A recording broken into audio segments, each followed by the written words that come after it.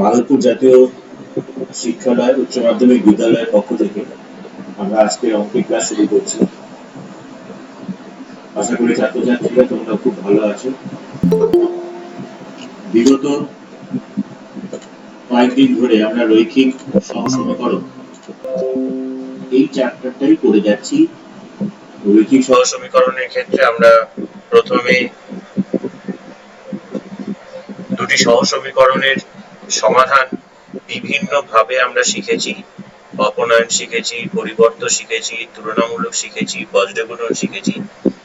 গতদিনকে আমরা দেখেছি যে রৈখিক সহসমীকরণ নিজেরা তৈরি করে নিচ্ছি, তারপরে তাদেরকে সমাধান করে আমরা বিভিন্ন রকম সমস্যার সমাধান করতে পারছি। তো সেই চ্যাপ্টারেরই লাস্ট যে চ্যাপ্টারটা আমাদের রৈখিক সহসমীকরণের আছে, অর্থাৎ যেটাকে আমরা 5.7 যে চ্যাপ্টারটা আগের দিন করেছিলাম, সেই 5.7 চ্যাপ্টারের সংক্ষিপ্ত উত্তর ভিত্তিক প্রশ্ন 21 থেকে আজকে আমরা শুরু করছি অঙ্ক। এখানকার প্রত্যেকটা অঙ্কই ইম্পর্টেন্ট, প্রত্যেকটা অঙ্কই পরীক্ষায় আসতে পারে, তাই প্রতিটা অঙ্কই আমি তোমাদেরকে করাচ্ছি। তোমরা বোঝো, বোঝার চেষ্টা করো। যারা লাইভ ক্লাস করতে পারছো না, যারা পরবর্তীকালে রেকর্ডিং দেখছো, তারা গ্রুপে কমেন্ট করো। যদি কোথাও অসুবিধা হয় তাহলে আমি তোমাদেরকে পরবর্তী ক্লাসে বা অন্য কোনো রেকর্ডেড ভিডিও দিয়ে তোমাদের সেই সমস্যাগুলোর আমি সমাধান পাঠিয়ে দিতে পারবো। এনিওয়ে, ক্লাস যেহেতু আমাদের বন্ধ, তাই কিছু না হওয়ার থেকে যতটা আমাদের হচ্ছে সেটাই মনে হয় ভালো। তো চলে এসো, আমরা আজকে ক্লাস শুরু করছি। 21-এর 1 নম্বরের অঙ্কটা খুবই ইম্পর্টেন্ট অঙ্ক। কি দিয়েছে দেখো, বলছে যদি x সমান সমান 3t, এটা একটা দিয়েছে, এবং y সমান সমান দিয়েছে 2t/3 - 1 হয়, তাহলে প্রশ্ন করেছে t এর কোন মানের জন্য x = 3y হবে।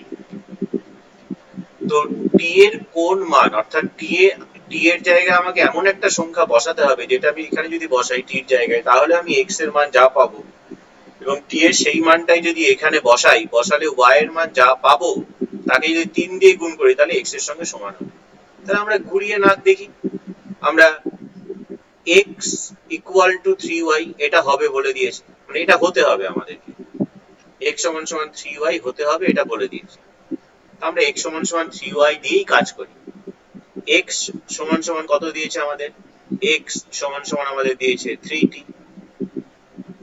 y = কত দিয়েছে আমাদের, = 3 into y = কত দিয়েছে আমাদের, y = আমাদের দিয়েছে দেখো 2t/3 - 1, এটা দিয়েছে আমাদের y =। তাহলে আমরা কি করলাম, কিছুই না, আমাদেরকে x এর একটা ভ্যালু ওরা দিয়ে দিয়েছে, x = 3t, এটা ওরা বলে দিয়েছে। আরেকটা ভ্যালু দিয়েছে y = 2t/3 - 1, এই দুটো ভ্যালু দিয়েছে। তাহলে বলছে t এর কোন ভ্যালুর জন্য আমাদের কি হবে, t এর ভ্যালুটা বের করতে হবে, যার জন্য x = 3y হবে, এটা আমাদের হবে।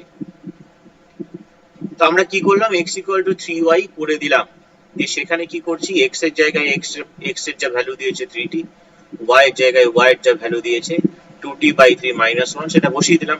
এইবার এখানে যে সমীকরণটা পেলাম, দেখো এখানে আননোন বা চলরাশি কি, একমাত্র t, তাহলে এখান থেকে যদি সমাধান করে আমি t এর মান বের করি, তাহলে আমি ঘুরিয়ে বলে দিতে পারলাম যে x t এর মান যেটা বের হবে তার জন্য x = 3y হবে।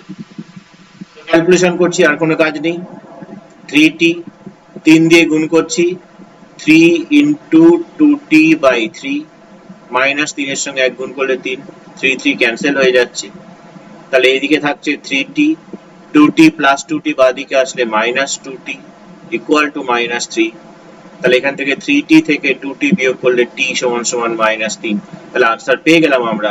প্রশ্ন করেছিল t এর কোন মানের জন্য x = 3y হবে, তাহলে আমরা आंसरे লিখে দিতেই পারি, এখানে উত্তরে লিখে দিতে পারি যে t = -3 হলে x is equal to 3y হবে। হয়ে গেল অঙ্ক, খুবই সোজা অঙ্ক। x equal to 3y হবে t এর কোন মানের জন্য, x equal to 3y করে দিলাম, x এর জায়গায় x এর মান বসালাম, y এর জায়গায় y এর মান বসালাম, দেখলাম t দিয়ে একটা সমীকরণ চলে এলো, t এর ভ্যালুটা বের করলাম। এবার তুমি যদি t এর ভ্যালু -3 বসাও, দেখো তুমি যদি যাচাই করতে চাও তুমি অনায়াসেই যাচাই করতে পারো। ধরো x = 3t দিয়েছে, x equal to দিয়েছে 3t, তুমি t এর মান কত বলছো, -3 বলছো, তার মানে 3 into -3 মানে x এর মান হচ্ছে -9। আর y is equal to কত আছে, y is equal to আছে 2t/3 - 1। তুমি t এর জায়গায় কত বসাচ্ছ, তুমি t এর জায়গায় -3 বসাচ্ছ, তাহলে 2 into -3/3 - 1, এই 3 3 ক্যান্সেল হয়ে গেলে এখানে -2 -1 -3, তাহলে এখানে 3y যদি করো তাহলে 3y মানে কত হচ্ছে, -3 into 3 -9। দেখো x এর ভ্যালু যা পাচ্ছ তুমি, 3y এর ভ্যালু তুমি তাই পাচ্ছ না, -9, তোমার তো সেটাই হবে বলেছে, x equal to 3y। বুঝতে পারলে? এটা আমরা চেক করলাম, এটা আমরা চেক করলাম।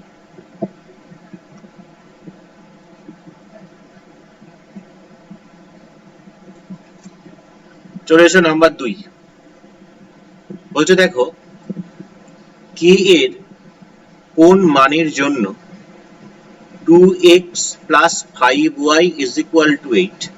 তো আমরা এই ইকুয়েশনটাকে লিখে নিচ্ছি আগে, 2x plus 5y is equal to 8।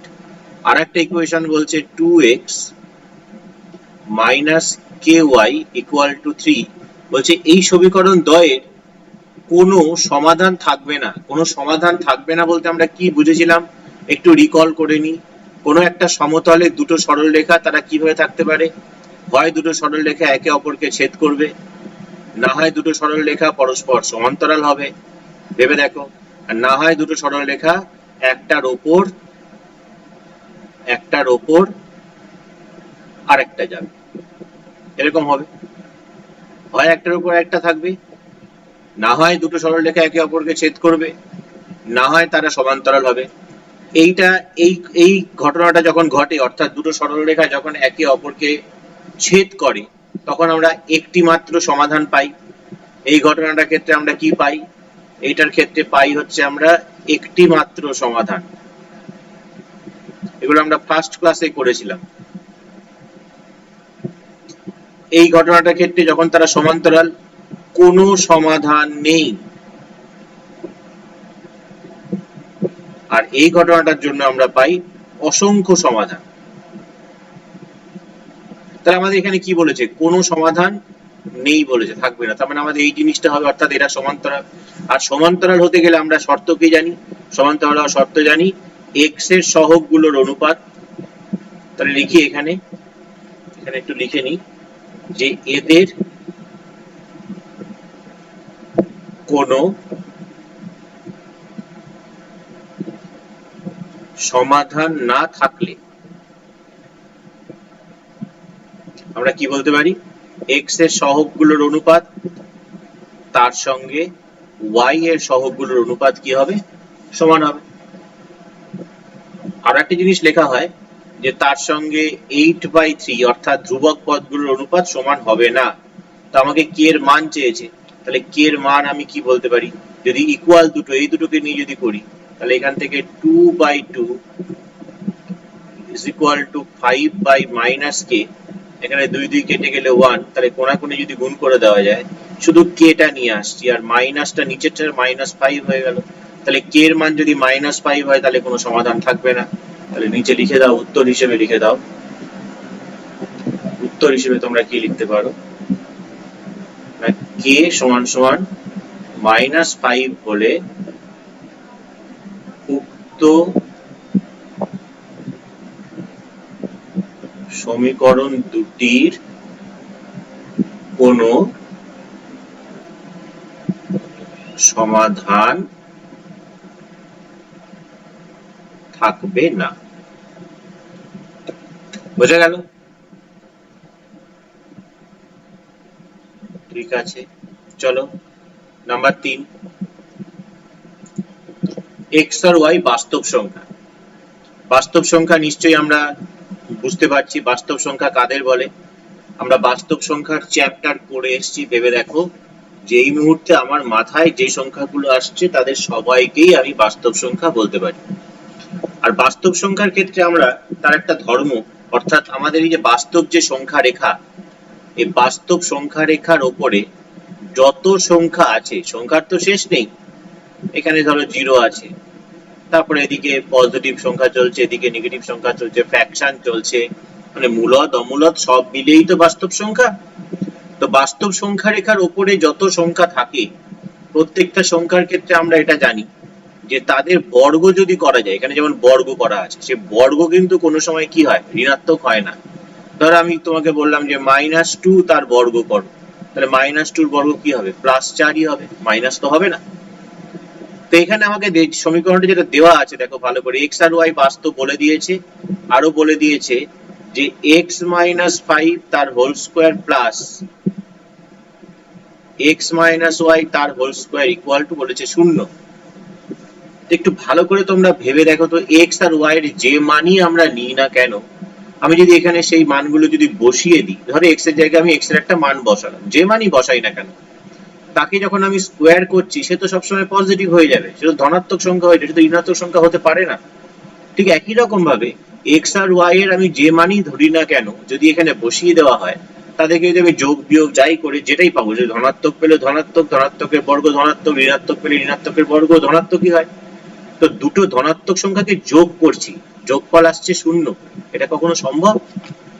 কখনো সম্ভব না। এক্সেপ্ট ব্যতিক্রম কি, যদি এও 0 হয়, এও যদি 0 হয়, 0 বর্গ 0, 0 বর্গ 0 যোগ করব তবেই 0 হবে, তাছাড়া সম্ভব নয়।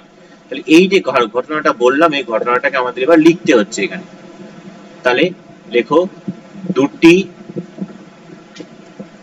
তাহলে প্রথম কথা একটা লিখি, যেহেতু এক্স ও ওয়াই বাস্তব, তাহলে আমরা এটা কথা লিখতে পারি, তাহলে x-5 এটাও বাস্তব হবে, এবং x-y এটাও কি হবে, বাস্তব হবে। তাহলে দুটি বাস্তব সংখ্যার বর্গের সমষ্টি 0 হলে তারা প্রত্যেকেই 0 হবে, তাছাড়া ইম্পসিবল, প্রত্যেকেই 0 হবে। তো তারা যদি প্রত্যেকে 0 হয়, তাহলে আমি কি বলতে পারছি এখান থেকে, তাহলে সুতরাং এটা একটু নিচে নামিয়ে দিই,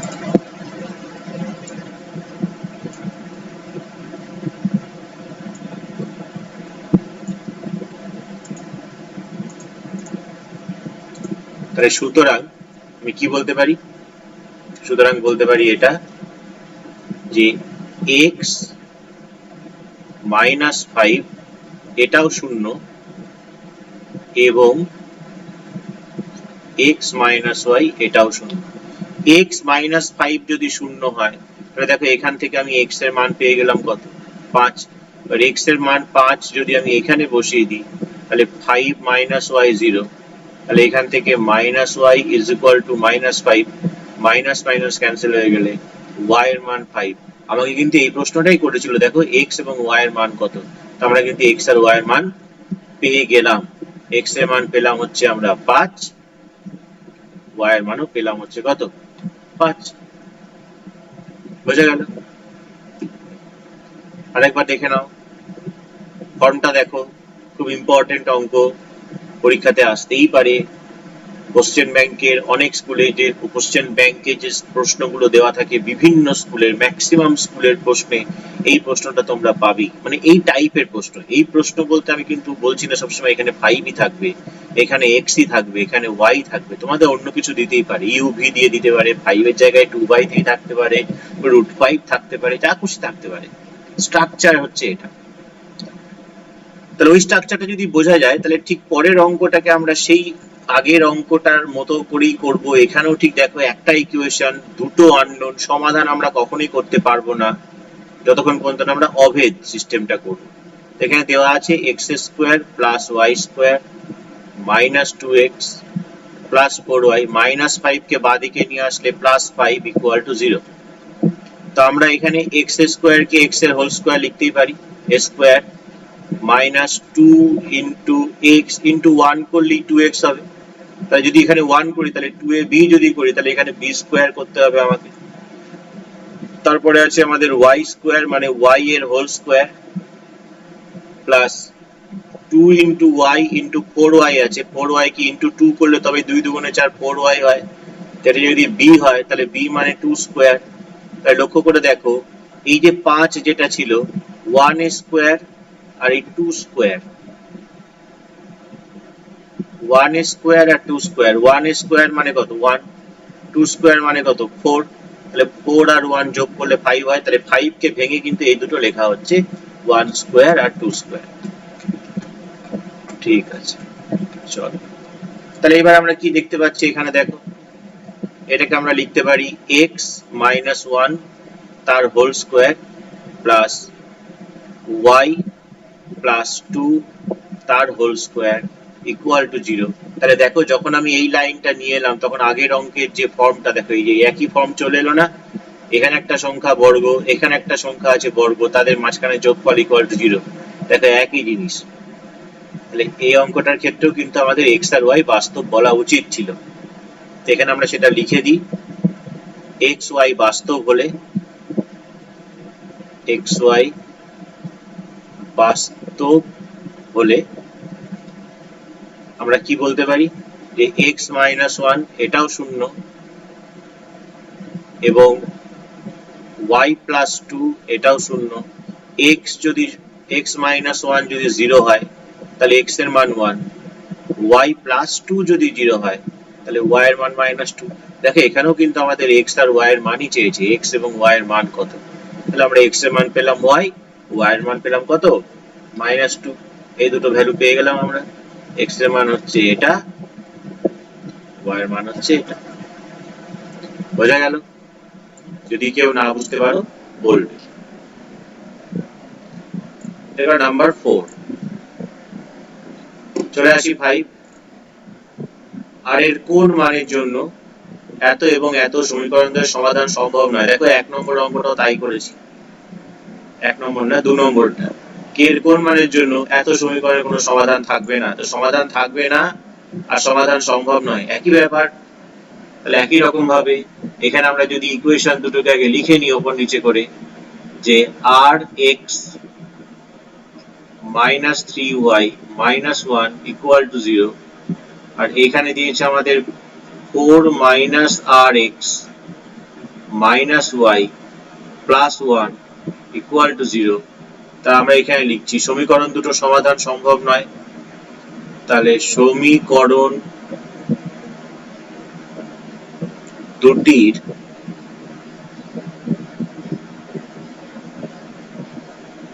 সমাধান না থাকলে,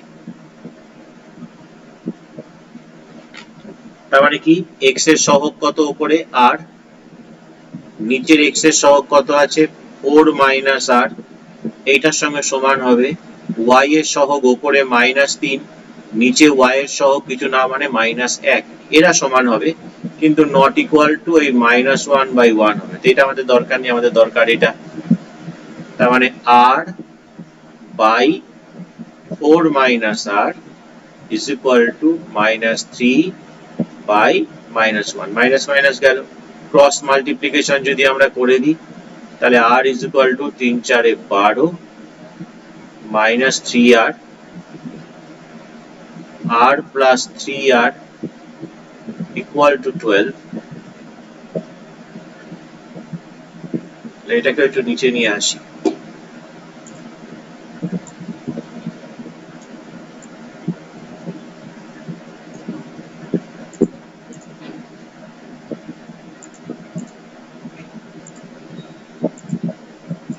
তাহলে এখান থেকে কত পাওয়া যাচ্ছে, বা 4r ইকুয়াল টু 12, তাহলে r is equal to 12 by 4, cancel করলে 3। আমাকে দেখো r এর মানই চেয়েছে, যে r এর মান কত হলে সমীকরণ দুটোর কোনো সমাধান সম্ভব নয়। দেখো r এর কোন মানের জন্য, তাহলে আমরা r এর কোন মানের জন্য সমাধান সম্ভব নয়, r সমান সমান 3 এর জন্য কোনো সমাধান সম্ভব নয়। এটা উত্তর হিসেবে লিখে দিতে পারো যে r সমান সমান 3 হলে উক্ত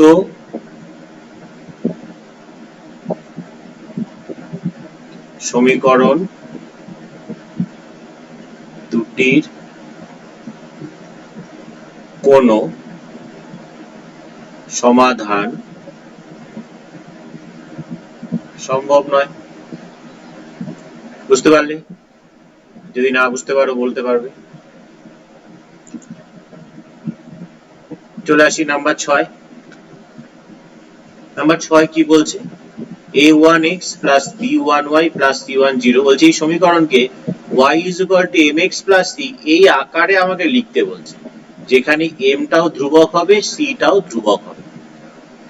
তো আগে সমীকরণটা লিখি আমরা এখানে, তারপর তাকে ভাবছি কি করা যাবে না করা যাবে। a1x plus b1y plus c1 equal to 0। তো আমরা দেখতে পাচ্ছি y সমান সমান, আমরা পরিবর্ত পদ্ধতি বা তুলনামূলক পদ্ধতির ক্ষেত্রে আমরা যেমন বের করেছিলাম y কে x এর অপেক্ষক রূপে প্রকাশ, তাহলে এই জিনিসটাকে আমাকে y কে x এর অপেক্ষক রূপে প্রকাশ করতে হবে। তাহলে y কে যদি y কে মানে y সমান সমান বের করতে হবে, তাহলে y সমান সমান বের করতে গেলে y টাকে বাঁদিকে রাখছি, বাকিগুলোকে সব ডান দিকে নিয়ে যাচ্ছি, minus a1x minus c1, a1x ডান দিকে গেলে মাইনাস a1x প্লাস c1 ডান দিকে গেলে মাইনাস c1। তাহলে এখান থেকে আমরা y is equal to কত পাচ্ছি, minus a1 by b1x minus c1 by b1। এই তাহলে লক্ষ্য করে দেখো, যদি আমরা ধরে নিই এখানে যে ধরি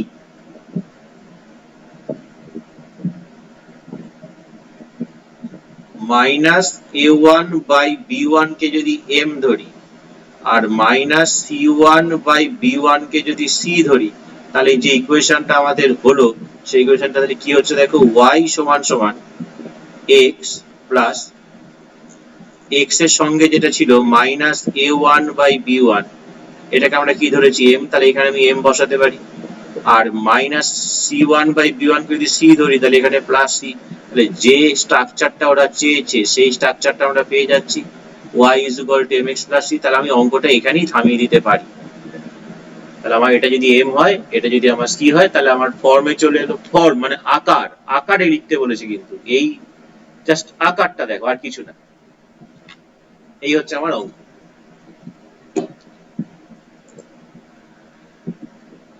ঠিক আছে, এই 6টা অঙ্ক গেল 21-এর। পরের যে অঙ্কগুলো আছে দেখো,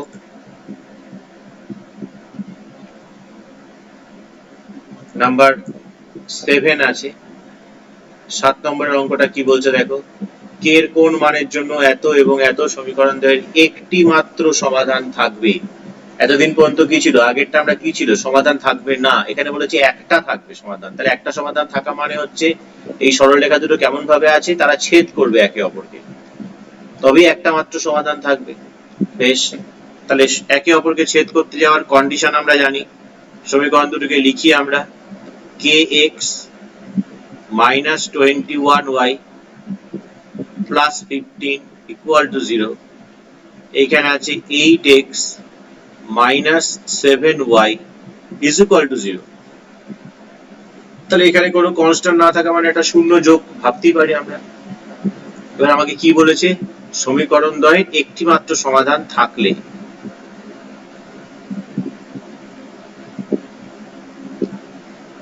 তাহলে সমীকরণ দ্বয়ের একটি মাত্র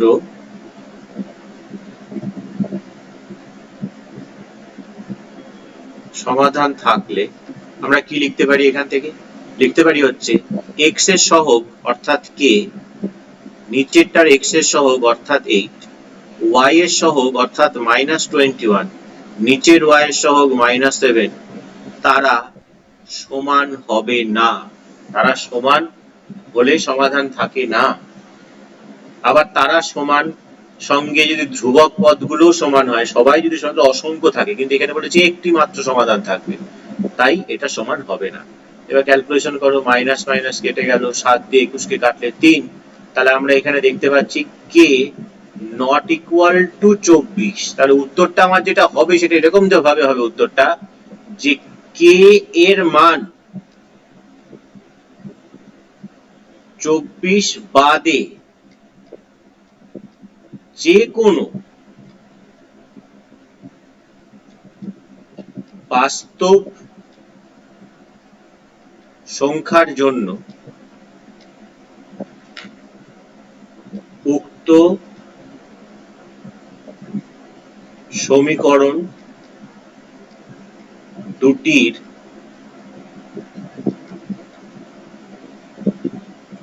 একটি মাত্র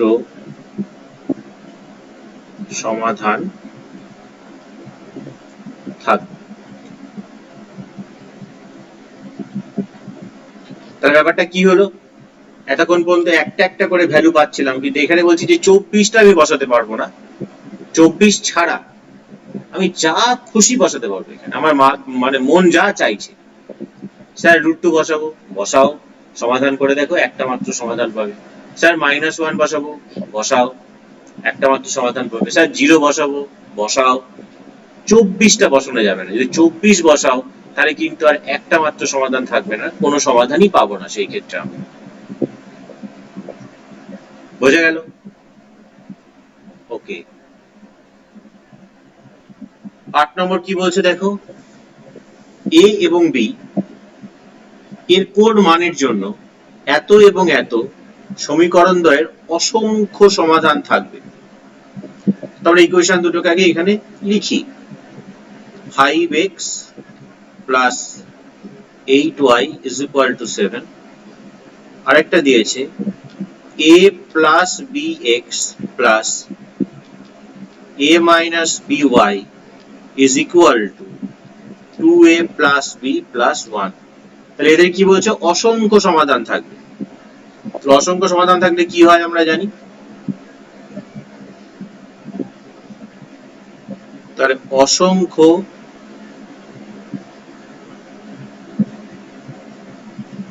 সমাধান থাকলে আমরা যেটা জানি সেটা হচ্ছে x এর সহগগুলোর অনুপাত y এর সহগগুলোর অনুপাত ধ্রুবক পদগুলোর অনুপাত, এরা তিনটেই কি হয়, যদি তিনটেই সমান হয় তাহলে আমরা বলতে পারি যে এদের অসংখ্য সমাধান থাকবে। তাই যখনই আমি এটা পেয়ে গেলাম, তাহলে এইখান থেকে আমি দুটো ইকুয়েশন তৈরি করে নিই। ধরো ফার্স্টেরটা সেকেন্ডটা ইকুয়াল করলাম, দিয়ে একটা পাবো। আর ধরো ফার্স্টেরটা আর থার্ডেরটা নিলাম, তোমরা কেউ সেকেন্ড থার্ডও নিতে পারো, কোনো অসুবিধা নেই, যে কোনো দুটোকে তোমরা ইকুয়াল করো। এর কোনাকুনি গুণ করলে কত পাচ্ছি? 8a plus 8b 5a minus 5b।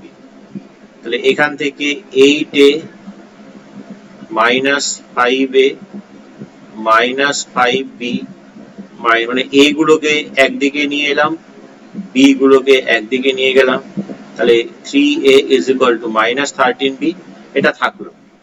এখান থেকে যদি কোনাকুনি গুণ করি, 5 দিয়ে গুণ করলে 10a প্লাস 5b প্লাস 5, এদিকে হচ্ছে 7a প্লাস 7, তাহলে এইগুলোকে একদিকে নিয়ে আসছি, 10a মাইনাস 7a, আর ওদিকে 7b মাইনাস 5b মাইনাস 5, তাহলে এখান থেকে পাওয়া যাচ্ছে 3a is equal two 2b minus 5। তাহলে এই দুটো নাম দিই, এটা ধরো 1 নম্বর, এইটা ধরো 2 নম্বর। তাহলে দেখো 1 নম্বরেও 3a সমান সমান বের করে রেখেছি, 2 নম্বরেও 3a সমান সমান পেয়েছি। তাহলে 1 আর 2 থেকে আমরা কি বলতে পারি? তাহলে 1 ও 2 নং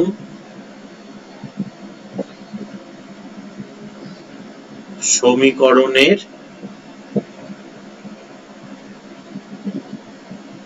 তুলনা করে পাচ্ছি, তুলনা করে। তাহলে তুলনা করলে এদিকে -13b, এদিকে 2b - 5, তাহলে -13b -2b -5, তাহলে -15b -5, 5 5 গেল।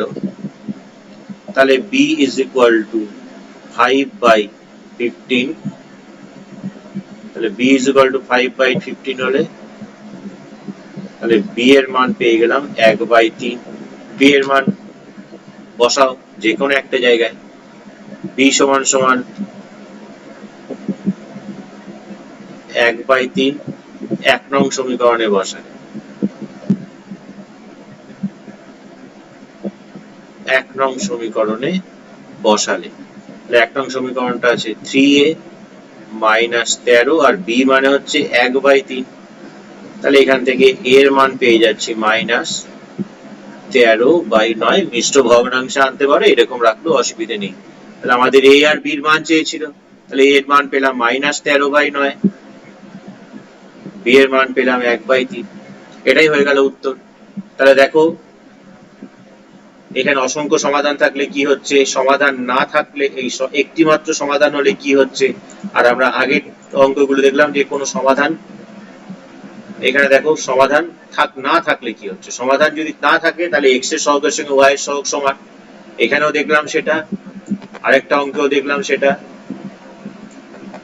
এইখানে সমাধান না থাকলে x এর সহগের সঙ্গে y এর সহগ সমান। আর যখন আমাদের একটি মাত্র সমাধান থাকছে তখন x এর সহগের সঙ্গে y এর সহগ সমান নয়। আর যখন অসংখ্য সমাধান হয় তখন সবার সঙ্গে সবাই সমান, x এর সহগের সঙ্গে y এর সহগের সঙ্গে ধ্রুবক পদগুলো সমান। তাহলে আমাদের আবার ফার্স্ট চ্যাপ্টারে আমরা যা শিখেছিলাম সেইগুলোকে নিয়ে আমরা এখানে শর্ট কোশ্চেন অ্যাপ্লিকেশন করলাম, আমরা দেখে বুঝতে পারলাম। ঠিক আছে, চলে এসো এবার এমসিকিউ। এমসিকিউ মানে তো বুঝতেই পারছো, এখানে আমাদের দিয়ে দেবে অপশন, সেই অপশন থেকে আমাদেরকে কাজ করতে হবে। তো প্রথমে দুটো সমীকরণ দিয়েছে, দিয়ে চারটে অপশন বলেছে, একটা নির্দিষ্ট সমাধান আছে, একটা নির্দিষ্ট সমাধান মানে একটি মাত্র সমাধান আছে, অসংখ্য সমাধান আছে, কোনো সমাধান নেই, কোনোটি হবে না। টোটালটাই ডিপেন্ড করছে আমাদের x এর সহগের অনুপাত কত, 4/4 এ 4/7। আর এখানে দেখো x এর সহগ 4, এখানে x এর সহগ 7, এখানে y এর সহগ কত 3 লেখো, এখানে y এর সহগ কত -3 লেখো। তাহলে দেখতে পাচ্ছি যে 4/7 এর সঙ্গে 3/5 এটা কাটাকুটি করলে -1 হয়, এটা 4/7 নিশ্চয়ই সমান নয়। তাহলে x এর সহগের সঙ্গে যদি y এর সহগ সমান না হয় তাহলে আমরা কি জানি, একটা মাত্র সমাধান আছে। একটু আগে আমরা করেছি, আগের পেজে আমরা করেছি, বুঝতে পারলে। তারপরে নাম্বার 2, 3x + 6y 15, এত এই সমীকরণ দিয়ে একই প্রশ্ন। তাহলে আবার x এর সহগ এখানে দেখো 3, এখানে x এর সহগ আছে 6, তাহলে এটা কাটাকুটি করলে 1/2 থাকলো। এখানে y এর সহগ 6, y এর সহগ 12, তাহলে 6/12 কাটাকুটি করলে এটাও 1/2। আর এখানে ধ্রুবক পদ আছে 15, আর এখানে ধ্রুবক পদ আছে 30। তো যদি 15/30 যদি আমরা করি, তুমি যদি একেও কাটাকুটি করো তাহলে দেখছো, তাহলে দেখো তিনটের ক্ষেত্রেই তোমরা কি পাচ্ছ, এখানেও 1/2, এখানেও 1/2, এখানেও 1/2। তার মানে এরা তিনটে সমান। তাহলে x এর সহগের সঙ্গে y এর সহগের সঙ্গে ধ্রুবক পদগুলো যদি সমান, তাহলে অসংখ্য সমাধান থাকে, একটু আগে আমরা করলাম। তাহলে উত্তর হচ্ছে এটার কত, অসংখ্য সমাধান আছে, বি। নাম্বার 3, সে একই প্রশ্ন করেছে, তাহলে একই রকম ভাবে আমরা x এর সহগের অনুপাত করি। প্রথমটা x এর সহগ 4, পরের সমীকরণ x এর সহগ 5, তাহলে অনুপাত 4/5। y এর সহগ 4, y এর সহগ 5, এখানেও 4/5, এই দুটো ইকুয়াল হয়ে গেল। আবার এখানে ধ্রুবক পদ 20, এখানে ধ্রুবক পদ 30, যদি 20/30 করি তাহলে 2/3, তার মানে ধ্রুবক পদের সঙ্গে সমান হচ্ছে না। তাহলে শুধু x এর সহগের সঙ্গে y এর সহগ যদি সমান হয় এবং সেটা যদি ধ্রুবক পদের সঙ্গে সমান না হয়, তাহলে আমি কি বলবো, এর কোনো সমাধান নেই। নাম্বার 4, একই জিনিস, নিম্নলিখিত সমীকরণগুলির কোনটির সমাধান 1 এটা ট্রায়াল এন্ড এরর করো। এখানে যদি 1 বসাও x এর জায়গায়, এখানে যদি 1 বসাও, তাহলে 2 কে 2, 3 কে 3 যোগ করলে কত হয় 5, কিন্তু দিয়েছে কত 9, তাহলে প্রথমটা হলো না। b তে x এর জায়গায় 1 বসাও, 6 into 1, 1 বসাও 2 into 1, তাহলে 6 কে 6, 2 কে 2 যোগ করলে 8, 9 দেওয়া আছে, এটাও হলো না। এখানে x এর জায়গায় 1 বসাও, এখানে y এর জায়গায় 1 বসাও, 3 কে 3, 2 কে 2 যোগ করলে 5, তাহলে আমরা দেখতে পাচ্ছি যে নাম্বার সি টা হলো। তাহলে ডি টাও আমাকে টেস্ট করে দেখে নিতে হবে। 4 কে 4, 6 কে 6, 6 এর 4 যোগ করলে 10, 8 হয় না, তাহলে অপশন আমাদের সি। নাম্বার 5, এত এবং এত সমীকরণ দ্বয়ের সমাধান। তো সমাধান তো আমরা শিখেছি বিভিন্ন ভাবে, তোমরা সেইভাবে সমাধান করতে পারো। আবার তোমরা এখানকার যে ভ্যালু গুলো দিয়েছে সেই ভ্যালু গুলোকে বসিয়ে দিয়েও তোমরা ঠিক ট্রায়াল, যেহেতু এমসিকিউ উত্তর তোমাদের কাছে আছে, x এর জায়গায় এখানে 4 বসাও, y এর জায়গায় 3 বসাও। দেখো x এর জায়গায় 4 বসালে, y এর জায়গায় 3 বসালে 4 4 16, 3 3 9, 16 আর 9 যোগ করলে 25, স্যাটিসফাই করলো। তাহলে এখানে যদি 4 বসাও, 5 into 4, 2 into 3, 20 minus 6, 14, দেখতে পাচ্ছি নাম্বার এ অপশনে যেটা আছে দুটোকে বসালে কিন্তু স্যাটিসফাই হয়ে যাচ্ছে, তাই তো? স্যাটিসফাই কিন্তু আমাদের হয়ে যাচ্ছে প্রথমেরটা বসানো। তাহলে প্রথমেরটা আমাদের ঠিক হলো, x equal to 4, y equal to 3। তাহলে আর বাকিগুলো আমাদের দেখার দরকার নেই। প্রথমটাকে যদি প্রথমটা না হতো তখন b তে যেতাম, b না হলে c তে যেতাম, c না হলে d তে যেতাম।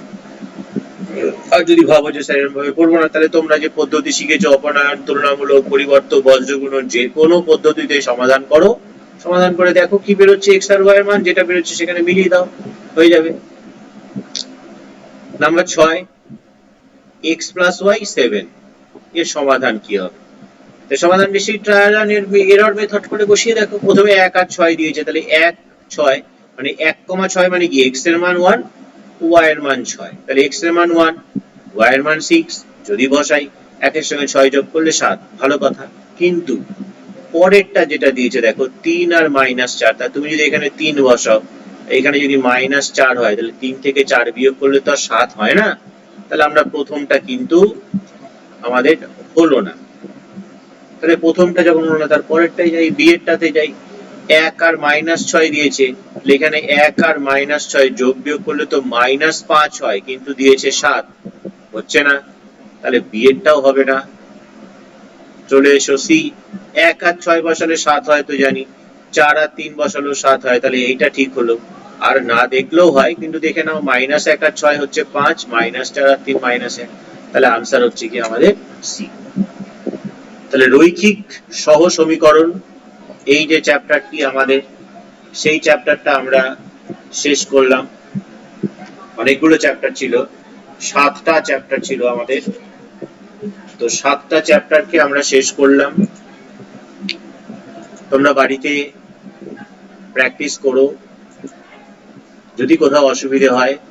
খুব ইম্পর্টেন্ট চ্যাপ্টার ছিল এটা, তার কারণ সমীকরণ আমরা সবসময় পাবো বীজগণিত যখন আমাদের আছে, আর এই সমীকরণের সমাধান করতে গেলেই কিন্তু আমাদের ওই চ্যাপ্টারটি লাগবেই। যখনই কোনো সহ সমীকরণের সমাধান আমি করতে যাব, তখনই কিন্তু আমাদের ওই চ্যাপ্টার আমাদেরকে করতেই হবে বাধ্যতামূলক। তাই তোমরা অন্তত প্রতিদিন একটা একটা করে অঙ্ক করো, যে কোনো একটা অঙ্ক তুলে নিও, সেই অঙ্কটাকেই 4 ভাবে করতে পারো, সেই অঙ্কটাকে অপনয়নে করো, সেই অঙ্কটাকেই তুলনামূলকে করো, সেই অঙ্কটাকেই পরিবর্ততে করো, সেই অঙ্কটাকেই তোমরা বজ্রগুণন পদ্ধতিতে সমাধান করো। যদি না করো তাহলে কিন্তু পারবে না পরীক্ষার হলে গিয়ে, কারণ এটা প্র্যাকটিসের উপর ডিপেন্ড করবে। তো আমরা একটু উপপাদ্য স্টার্ট করছি আজকে, সামান্তরিক সংক্রান্ত উপপাদ্য। যতদূর মনে পড়ছে আমরা ক্লাসে এটা শুরু করিনি, নাকি শুরু করেছিলাম তানিয়া? ক্লাসে আমার যতদূর মনে পড়ছে শুরু আমরা করিনি। তো সামান্তরিক সংক্রান্ত যখন উপপাদ্য, তাহলে আমাকে প্রথমেই যেটা প্রশ্ন হওয়া উচিত আমাদের, সেটা হচ্ছে যে সামান্তরিক কাকে বলে, সেই প্রশ্নের উত্তর আমাদের জানা উচিত।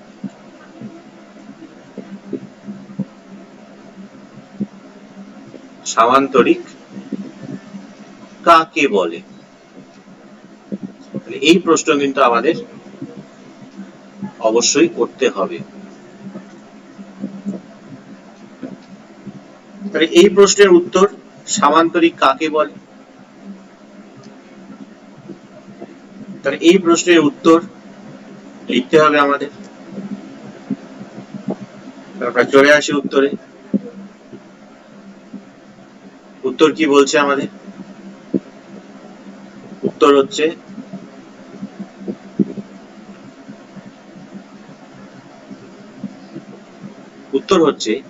যে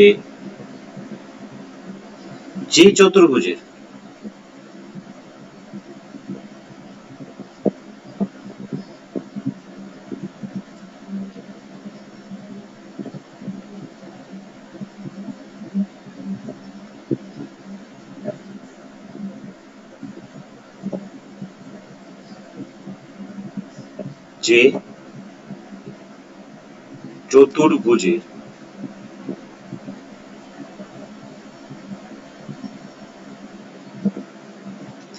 বিপরীত বাহুগুলি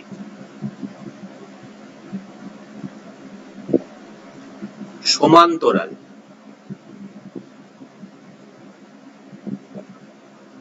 যে চতুর্ভুজের বিপরীত বাহুগুলি সমান্তরাল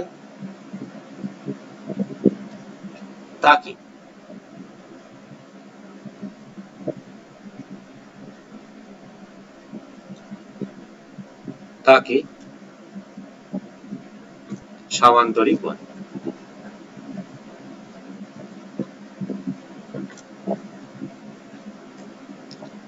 তো এই হচ্ছে আমাদের উত্তর। যে চতুর্ভুজের বিপরীত বাহুগুলি সমান্তরাল তাকে আমরা বলছি সামান্তরিক। তাই টেকে নেওয়া যাক। ধরো আমরা যদি এই ছবিটা আঁকি,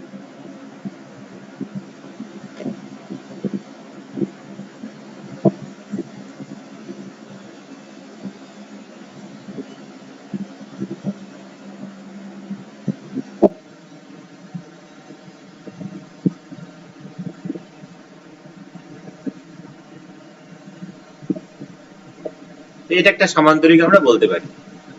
এর এই বাহুটার সঙ্গে এই বাহুটা সমান্তরাল, এই বাহুটার সঙ্গে এই বাহুটা সমান্তরাল। তাহলে আমাকে এখানে প্রমাণ কি করতে হবে? থিওরেমটায়, উপপাদ্যটায় কি প্রমাণ করতে দিয়েছে? বলছে কোন সামান্তরিকে, তার মানে আমাদের কি দেওয়া আছে কি যে একটা চতুর্ভুজ যার বিপরীত বাহুগুলো সমান্তরাল, সেই চতুর্ভুজ আমাদেরকে দেওয়া আছে। ঠিক আছে, তাহলে চলে আসি আমরা উপপাদ্যে।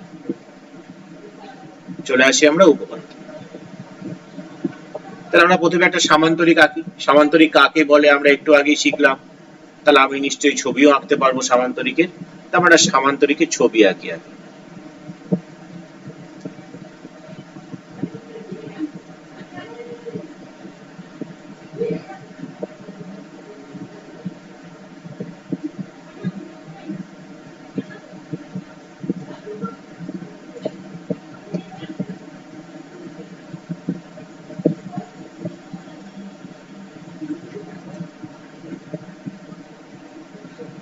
তার নাম দিয়ে দিই সামান্তরিকটা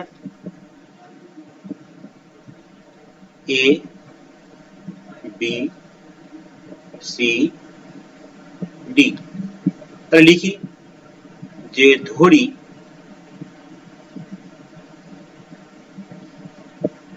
এ বি সি ডি একটি সামান্তরিক।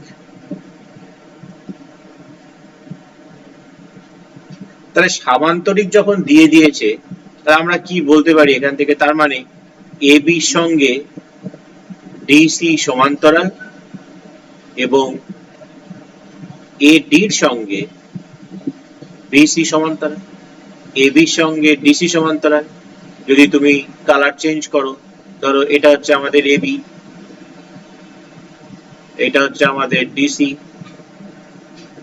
তাহলে এটার সঙ্গে এটা সমান্তরাল, লালের সঙ্গে লাল সমান্তরাল, নীলের সঙ্গে নীল সমান্তরাল, লালের সঙ্গে লাল সমান্তরাল, নীল এবি ডিসি, এডি বিসি সমান্তরাল। তাহলে সামান্তরিক দিয়ে দেওয়া মানে এটা আমাদেরকে দিয়ে দিয়েছে, দিয়ে আমাকে দেখো বলেছে প্রমাণ করতে, কি প্রমাণ করছে, প্রতিটি কর্ণ, তাহলে একটা কর্ণ টানতে হবে আমাকে, একটা কর্ণ টেনে নিই আমরা, একটা কর্ণ ধরো এখানে আমরা এসি কর্ণ টেনে নিচ্ছি, সেটা আমরা লিখি এখানে যে এসি কর্ণ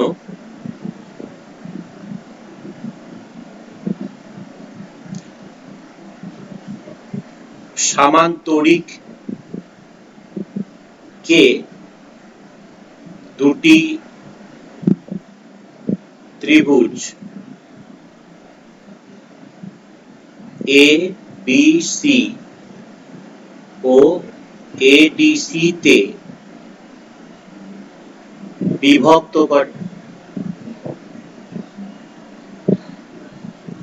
কোন ত্রিভুজে বিভক্ত করলো? নিশ্চয়ই দেখো বুঝতে পারবে। স্যার, হ্যাঁ বলো। স্কুলে বিয়া স্যার এই চ্যাপ্টারটা শুরু করিয়েছিলেন। হ্যাঁ, বিয়া স্যার এই চ্যাপ্টারটা করিয়েছিলেন, পুরোটা না একটু শুরু করেছিলেন। আচ্ছা বেশ, ঠিক আছে, যখন এটা করেই ফেলেছি আমরা, তো এটা আমরা করেই নিই। স্যার তো পুরোটা যখন করাইনি বলছো, তাহলে দেখো এই যে দুটো ত্রিভুজ দেখতে পাচ্ছ, একটা সবুজ একটা লাল, যখন আমি কর্ণটা টেনে দিয়েছি এসি, তখন এই সবুজ আর লাল, এই দেখো একটা সবুজ একটা লাল, এই দুটো ত্রিভুজে ভাগ হয়ে গেল, বুঝতে পারছো? ঠিক আছে, চলো তাহলে এবার চলে আসি আমরা কি প্রমাণ করতে হবে আমাদেরকে। চলে এসো, প্রমাণ করতে হবে। কি প্রমাণ করতে হবে?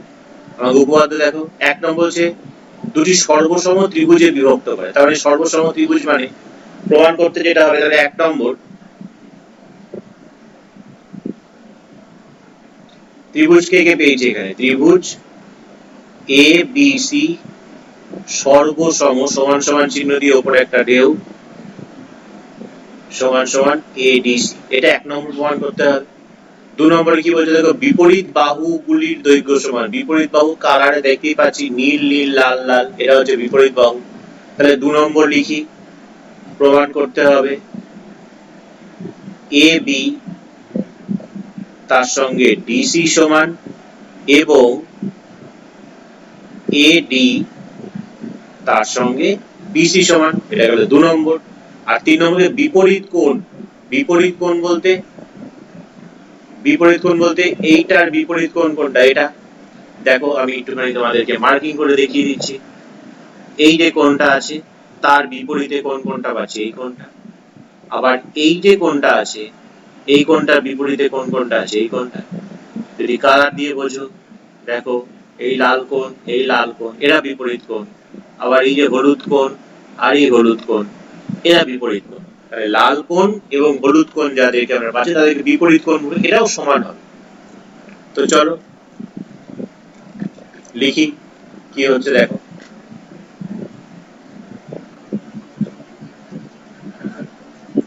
তাহলে লিখি যে 3 নম্বর, তাহলে কি লিখবো, 3 নম্বর লিখবো যে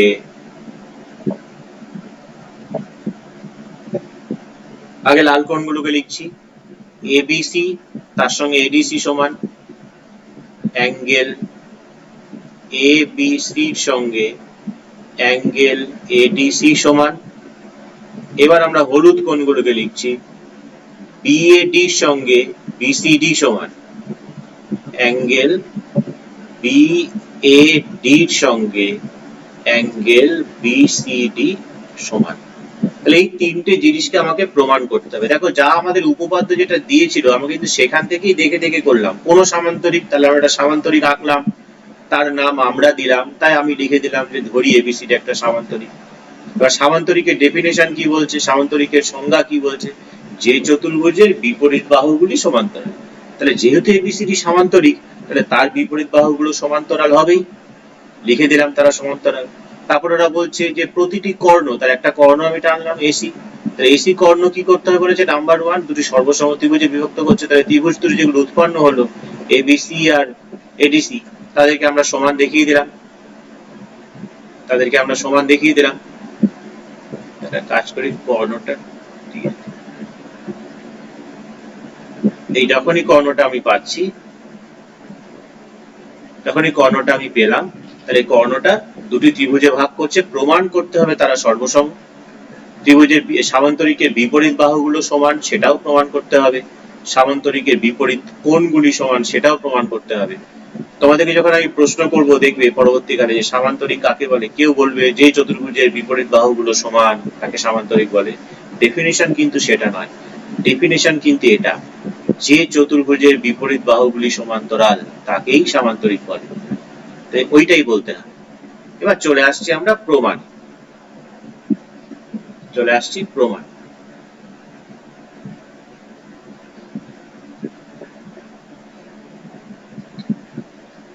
প্রমাণ ত্রিভুজ,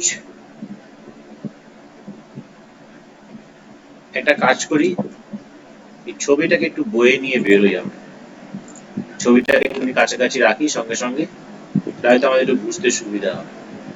একটু ছোট করে নিই,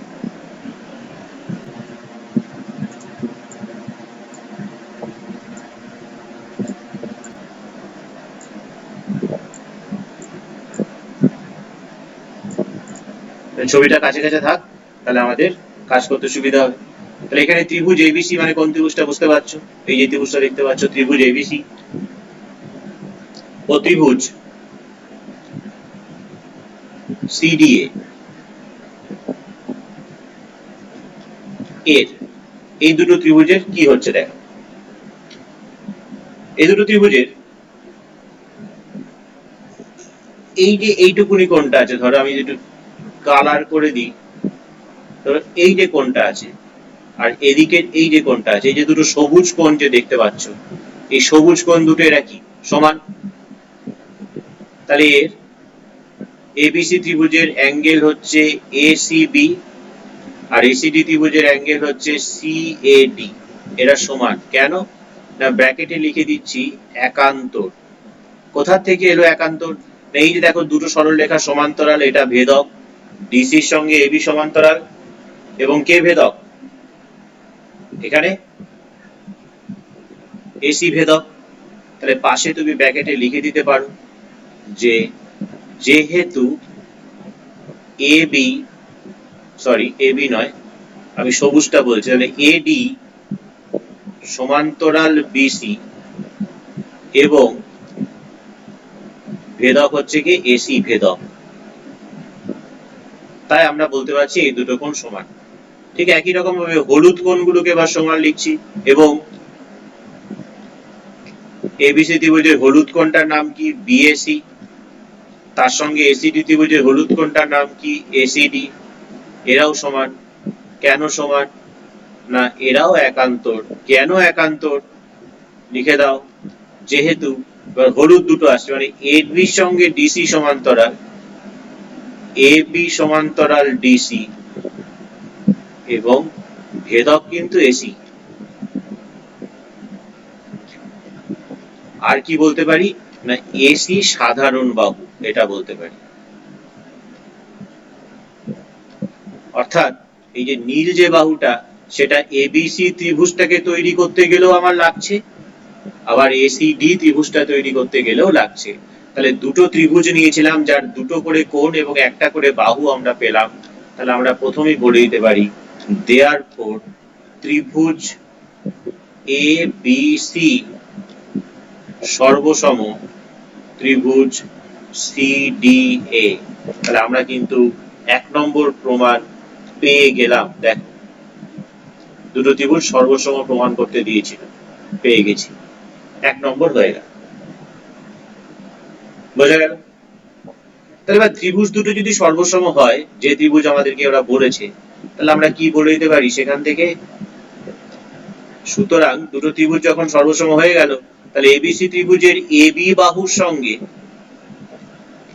এডিসি ত্রিভুজের ডিসি বাহু সমান এবং এবিসি ত্রিভুজের বিসি বাহুর সঙ্গে এডিসি ত্রিভুজের এডি বাহু সমান। হয়ে গেল আমাদের 2 নম্বর প্রমাণ। দেখো এই যে এবি সমান সমান ডিসি পেয়েছি, এডি সমান সমান বিসি, এখানে বিসি সমান সমান এডি পেয়েছি, একই তো ব্যাপার, এডি সমান সমান বিসি আর বিসি সমান সমান এডি। 2 নম্বরও পেয়ে গেলাম। 3 নম্বরের জন্য দেখো এই যে এবিসি ত্রিভুজের এবং এবিসি ত্রিভুজের অ্যাঙ্গেল এবিসি সঙ্গে এডিসি ত্রিভুজের অ্যাঙ্গেল এডিসি সমান, এটাও একটা পেয়ে গেছি। এইটা এখনো বলতে পারছি না, কারণ এখানে তো অর্ধেক অর্ধেক কোণ আছে, পুরো কোণটা তো নেই। কিন্তু আমরা দেখতে পাচ্ছি কি সবুজের সঙ্গে সবুজ সমান, হলুদের সঙ্গে হলুদ সমান। তাহলে এখানে লিখছি আবার, তাহলে অর্ধেক প্রমাণ হলো। এখন এইটা প্রমাণ আমরা করতে পারিনি, তাই এখানে চলে আসছি। আবার এখানে দেখো এই যে এসিবি সবুজ, তার সঙ্গে কে সমান সিএডি, আর এদিকে বিএসি তার সঙ্গে কে এসিডি। তাহলে এখানে বিএসি এর সঙ্গে, তাহলে অ্যাঙ্গেল বিএসি এর সঙ্গে যদি আমি অ্যাঙ্গেল ডিএসি কে যোগ করি, বিএসি এর সঙ্গে কে সমান এসিডি সমান। তাহলে এই বিএসি এর জায়গায় আমি এসিডি বসাতে পারি। আবার ডিএসি এর সঙ্গে কে সমান, ডিএসি এর সঙ্গে কে সমান এসিবি, তাহলে এখানে আমি এসিবি বসাতে পারি। যখনই বসাচ্ছি লক্ষ্য করে দেখো বিএসি আর ডিএসি, বিএসি হলুদ, ডিএসি সবুজ, হলুদ আর সবুজ মিলিয়ে তো টোটাল কোণটা হচ্ছে বিএডি। লিখতে পারি এখানে অ্যাঙ্গেল বিএডি। আবার এসিডি এর সঙ্গে যদি এসিবি যোগ করো, এই হলুদ আর সবুজ যোগ করলে তো এই পুরো কোণটা পাচ্ছি, তার নাম কি বিসিডি। দেখো আরেকটা কোণ চলে এসেছে, যে বিএডি বিসিডি চলে এলো। তাহলে 3 নম্বর প্রমাণ হয়ে গেল আমাদের।